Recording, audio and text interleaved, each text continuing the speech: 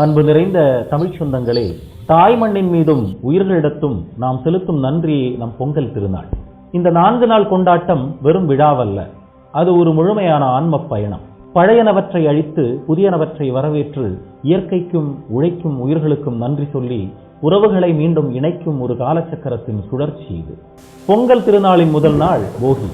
இந்த நாள் வீட்டில் இருக்கும் பழைய பொருட்களை எரிப்பதற்காக மட்டுமல்ல, நம் மனதிலும் வாழ்விலும் படிந்துவிட்ட சோகங்கள், அறியாமையால் செய்த தவறுகள் மற்றும் கடந்த ஆண்டின் எதிர்மறை வினைகள் அனைத்தையும் எரித்து நீராக்க வேண்டும். ஒரு காலத்தில் இந்த மனிதனின் வினைகள் அனைத்தும் கருப்பு புகைக்கோளங்களாக மாறி உலகத்தின் மீது பெரும் பாரமாக அழுத்திக் கொண்டிருந்தன. இதை அழிக்க அக்னி தேவனின் தளபதி ஒருவன் விண்ணுலகிலிருந்து புறப்படுகிறான். அந்த தளபதி தனது கர்ம வினைகளை அழிக்கும் முழு சக்தியை பெற இந்திரனின் வஜ்ராயுதத்திலிருந்து பிரிந்து மண்ணில் மறைந்திருந்த ஒரு மர்ம நெருப்பு கோலத்தை தேடி வருகிறார். போகி பண்டிகைக்காக வீடுகள் தோறும் மக்கள் பழைய பொருட்களை சேர்த்து வைக்கும் அந்த பெரும் நெருப்பு குவியல் தான் அவனது இலக்கு. கிராம மக்கள் பழைய பொருட்களை குவியலாக அடுக்கி தீ மூட்டுகிறார்கள். அத்தளபதி தான் தேடி வந்த நெருப்பு கோலத்தை அந்த போகி தீயில் காணுகிறான். அடுத்த கணம் நெருப்பு ஒரு சாதாரண தீயாக அல்லாமல் பிரம்மாண்டமான யாகத்தீயாக எழுந்து அந்த சுடர்வானத்தை நோக்கி பயணிக்கிறது. அந்த நெருப்பு கோலம் முழு சக்தி பெற்று கர்ம வினைகளின் கருப்பு புகை கோலங்களை ஒவ்வொன்றாக இழுத்து எரித்து சாம்பலாக்குகிறது. அந்த நெருப்பு பழையன கழிதலும் புதியன புகுதலும் என்ற மந்திரத்தை உலகிற்கே உறக்கச் சொல்கிறது. போகித்தீ ஆண்டு முழுவதும் நம்மை புதுப்பிக்கும் நெருப்பின் சாகசம். 2ஆம் நாள் தை மாதத்தின் முதல் நாள் தைப்பொங்கல். இது நமக்கு வாழ்வளிக்கும் சூரிய கடவுளுக்கும் வளமளிக்கும் பூமி தாய்க்கும் நன்றி சொல்லும் நாள். ஒரு காலத்தில் யார் மனிதர்களுக்கு அதிக நன்மை செய்பவர் என்று பூமி தாய்க்கும் மண்மகள் சூரிய கடவுள் சூரிய தேவனுக்கும் இடையே ஒரு மென்மையான சவால் ஏற்பட்டது. சூரியன் என் ஒளி இல்லாமல் பயிர்கள் இல்லை என்றார். பூமித்தாயோ என் மண் இல்லாமல் எந்த ஒளிக்கும் வேறில்லை என்றாள். சவாலின் முடிவில் பூமித்தாய் தன் எல்லையற்ற அன்பின் அடையாளமாக ஒரு சிறப்பு மண் பானையை உருவாக்கினார். அதில் சமைக்கும் போது மட்டுமே இருவரின் கூட்டு ஆசீர்வாதமும் கிடைக்கும் என்பது ரகசியம். மக்கள் அந்த பானையை அடுப்பில் ஏற்றுகிறார்கள். அதில் அரிசி, வெல்லம், பால் சேர்க்கப்படுகிறது.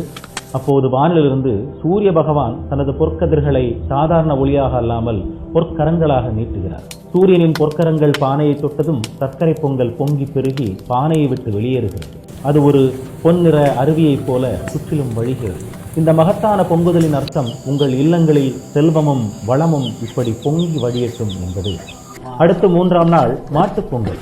இந்த நாள் நமக்கு உணவை உற்பத்தி செய்ய உதவிய கால்நடைகளுக்கு நன்றி சொல்லும் நாள். இந்த நன்றி ஏன் இவ்வளவு முக்கியமானது? ஒரு முறை சிவபெருமானின் வாகனமான நந்தி தேவர் ஒரு கட்டளையை தவறாக புரிந்து கொண்டார். சினம் கொண்ட சிவன் நந்தியை சபித்தார். நீ பூமிக்கு போ, மாடாக பிறந்து மனிதர்களுக்கு உழைப்பாயாக, அப்போதுதான் உன் தவறுக்கான பாவம் விலகும் என்று கட்டளையிட்டார். ஆனாலும் அன்பு நிறைந்த சிவனார் ஒரு வரத்தையும் கொடுத்தார். நீ பூமியில் மனிதர்களுக்கு பயனுள்ள செல்வமாக மாறுவாய்.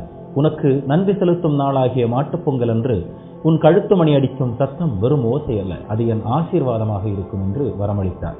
மாட்டுப்பொங்கல் அன்று மக்கள் மாடுகளை அலங்கரித்து பொங்கல் வைத்து படைக்கிறார்கள். அப்போது கிராமத்து சிறுவன் மாடுகளின் கழுத்து மணி சத்தத்தில் ஒரு மாய ராகம் மறைந்திருப்பதை கண்டுபிடிக்கிறான். அந்த ராகம் நந்தி தேவரின் சாபக்கதையை மீட்டெடுக்கிறது. அந்த புனித நாளில் மாடுகளின் கழுத்து மணி ஒலிக்கும் சத்தம் நேரடியாக கைலாயம் வரை சென்று சிவனை அடைகிறது.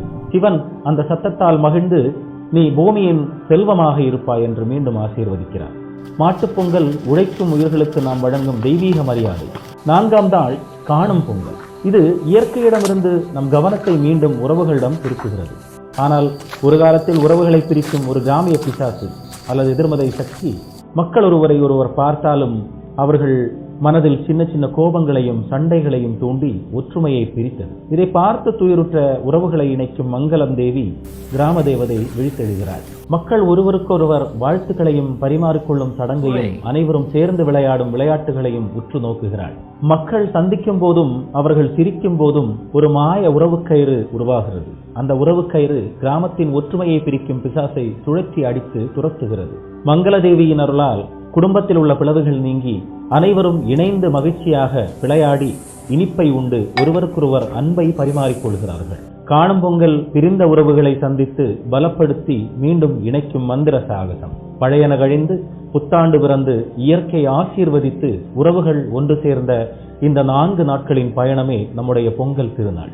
போகி, தைப்பொங்கல், மாட்டுப்பொங்கல், காணும் பொங்கல். இந்த சக்கரத்தை நாம் சுழற்றும் வரை நம் வாழ்வும் வளமும் செழிக்கும். இந்த 4 நாட்களின் ஆசீர்வாதமும் அன்பும் உங்கள் வாழ்வில் என்றென்றும் நிலைக்கட்டும். இனிய பொங்கல் திருநாள் நல்வாழ்த்துக்கள்.